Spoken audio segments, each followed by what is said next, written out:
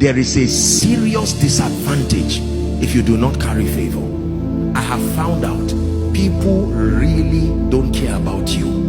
This is a very painful revelation. It takes a long time usually for people. People don't care about you at all. They are passionately obsessed with making a meaning out of their own lives. So whatever will make them leave their own affairs and zoom their attention to you has to be divine.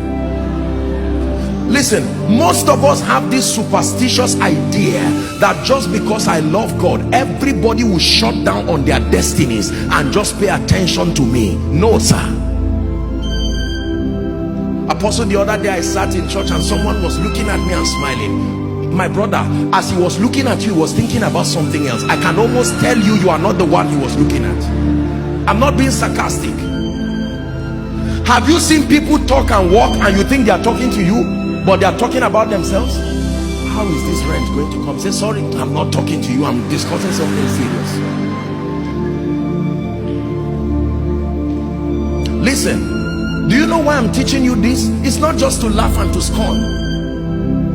If it is true that your success does not just depend, the dynamics of the manifestation now is God in partnership to men to make it happen, and these men are currently distracted pursuing their own destinies, then what do you think will make those men to leave whatever it is and then turn to you and give you dedicated investment of their time, dedicated investment of their resources, dedicated investment of their energy, allow you to climb and leverage upon them? I was preaching, come Sam, I was preaching years ago, and a man of God preached before me, and he shared a story that I found very, very powerful. Pay attention to the story. This is what he said: that there was a senior advocate, I think in this country or so, or around the world, very senior legal practitioner, very wealthy, very successful, influential, one whose name is a key.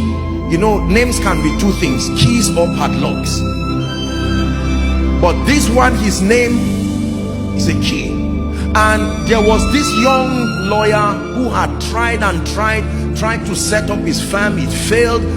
Very sincere, smart gentleman. Watch this. And he was really frustrated, and he went to God in prayer and said, Lord, change my life. Things have to change.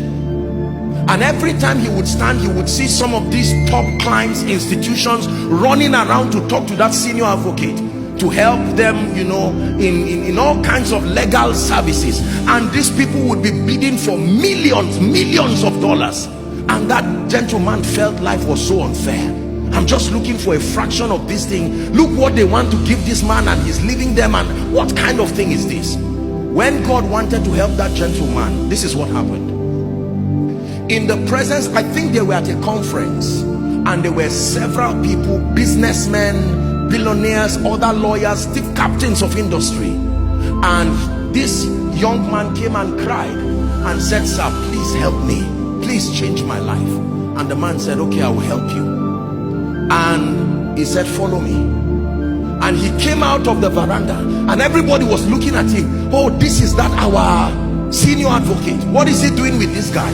Then he began to talk with him. So how are you? How is your wife? I said, sir, that's not the issue. He said, just talk to me. And they were walking together. How are you? Are you eating well? Are you taking care? And he was angry. He was saying, sir, the issue is that I'm hungry. And the man said he walked with him, and when he walked with him, he got into his office and said, if you still fail, don't come to my office again. Listen. Do you know what he was doing? People were saying, who is this man?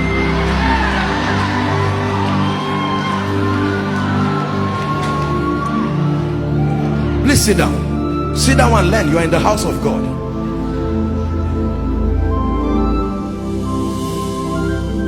The gentleman came out, true story. He was about to look for a bike to go home, and someone stopped him and said, sorry, I saw you with this man. Listen. He did not even ask him if he was him. He said, sorry, we've been trying to get him to negotiate a deal for us, but our rate, can we work with you and he mentioned a rate that was a breakthrough, and the gentleman was wise to compose himself. Listen, true story. The moment he did that, God granted him grace, called some of his partners and worked together, and within a year this gentleman got a gift and went back to the office of that senior advocate. He knelt down and said, "Thank you for changing my life." Then the senior advocate asked him, he said, "Do you know what happened to you?" That's what I'm interested in. Keep your gift. You have to study what happened to you so that you will use it on others too. Favor is when an individual invests his credibility on you.